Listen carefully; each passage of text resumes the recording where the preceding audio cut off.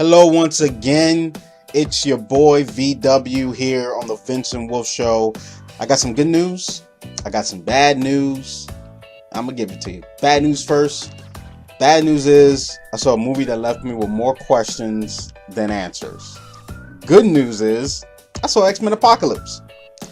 Is it a good movie? Should you see it? I'm going to give you my review. Also, Biggie gets a day and a tour in his honor.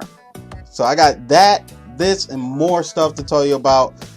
Also, I want to let you know the game you're watching is X-Men Rise the Apocalypse in honor of X-Men Apocalypse.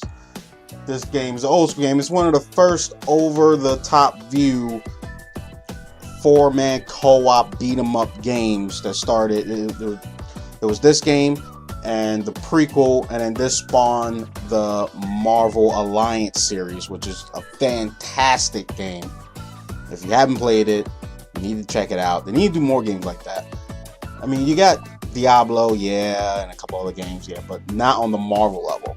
You know, the way Marvel Alliance is set up, it's amazing. Actually, the movies follow the Marvel Alliance series. All right? If anybody else tell you that, it's because they got it from me. So let's get right into it. So, X-Men. I like the X-Men series, sort of, but it makes me confused. Like, why is Nightcrawler in this movie meeting everyone for the first time, and then X-Men 2, he meets everybody for the first time again? So, you know, I don't know. I was confused. So, here's what I think about the movie first. X-Men 1, 2, 3, and Wolverine Origins and First Class are all connected. And the reason why they're connected is because of Days of Future Past, which in that movie they send Wolverine back in time to stop the assassination of the man behind the Sentinels, to stop Mystique, blah, blah, blah, blah, blah. And when we do all that stuff, it changed the dynamic of the story, of the timeline itself, which is why you get X-Men Apocalypse. Alright, because mutants they're not supposed to, in their original storyline, mutants don't appear in the 1970s, they don't appear much later. So the X-Men movies that came out in the early 2000s are now obsolete because of Days of Future Past. Okay, you guys with me so far? Alright. Now, if you've seen those movies and then you watch Apocalypse, you will be confused because you're like, I don't understand what's happening here, because this is not this is not what I remember. And it seems like it does connect, but it does connect. All right. Is it worth $15 to go see? Probably not. Is it worth $10 or less to go see? Yes. It is a pretty decent movie. It could have been better. Well, actually, it couldn't be better because of the way they got it set up. So there are some surprises in the movie, which I liked, especially in the middle. I'm not going to tell you what that is. I don't want to give any spoilers. But if you block out the first trilogy and Origins, it's actually a pretty solid movie. You know, it's pretty decent. I don't want to spoil anything, so I'm just going to tell you what it's about. All right? But real quick, I hope that the next movie is a reboot of the first X-Men, kind of like Terminator Genesis, just not sucking. All right, because Terminator Genesis sucked. So this movie is centered around Jennifer Lawrence's character, Mystique. She's the person who changes into everybody. And she's on a personal quest to find Magneto, while APOC, that's Apocalypse, is looking for his new 4 horsemen after coming back from being asleep for 2,000 years or whatever years it was. And while he comes back, he's able to increase the power of his 4 horsemen. So he gets Magneto, and he's sweet talking Magneto, you know, because Magneto had a tragedy happen in his life. So he's pimping him out and giving all that sweet talk, like, yeah, me and you, girl, will take over the world and blah, blah, blah, blah, blah. So Magneto starts metal bending the world, and then now you got the X-Men coming to go save the day. It's actually a pretty decent movie. I gave it a thumbs up, but I do not think it connects well with the other movies, because no one really talks about that they changed the timeline, because they don't remember it because Wolverine went back in time. So I don't know. I don't know. It's better than Batman vs Superman, I'll tell you that. You know, out of all the superheroes movies, it's not better than Cap 3, but it is better than Batman vs Superman. Alright, so moving on. In gaming news, Iron Banner is back. Came out on Wednesday for some odd reason. And this time there's new gear and new weapons to get. So I see you out there, Guardians. The next Mega Man game is entitled Mighty Number 9. But has come under some controversy lately. You know, it's just a reboot of the old school Mega Man games with new graphics and new ideas on how to play the game. But apparently the trailer sucks. Sucks so bad that even the developers says it sucks. Like the people who made the game said the trailer sucks.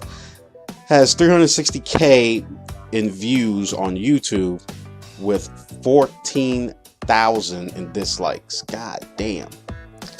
And the game just keeps getting delayed, and it's scheduled to come out next month on the 21st. I don't know.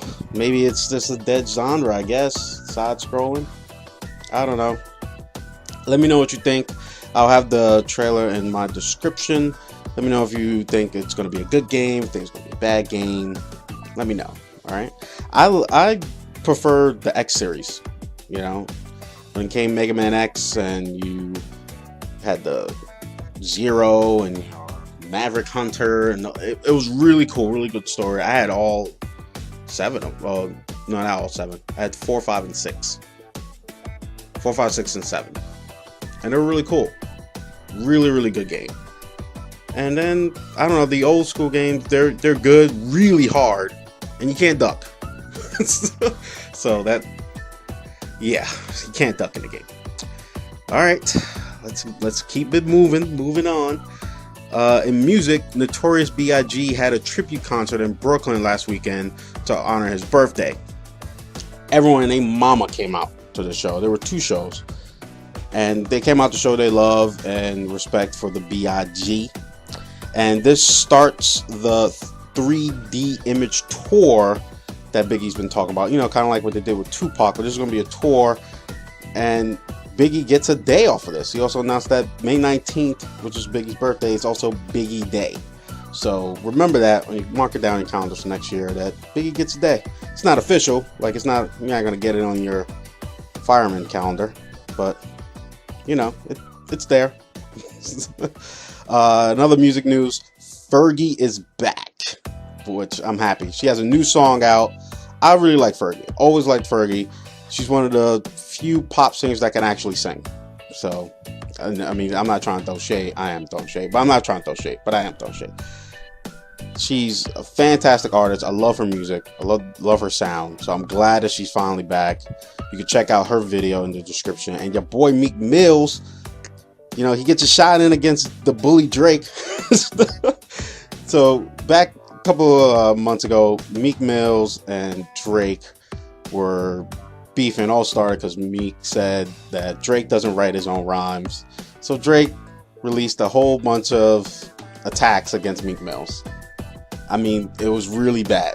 It was so bad that I thought Meek Mill was going to quit the rap game for a little while and just, you know, go do something else. You know, I don't know what he can do, but he was getting attacked on memes that are on Facebook. He was getting attacked in videos on YouTube, and Drake just kept coming out with hits after hits after hits.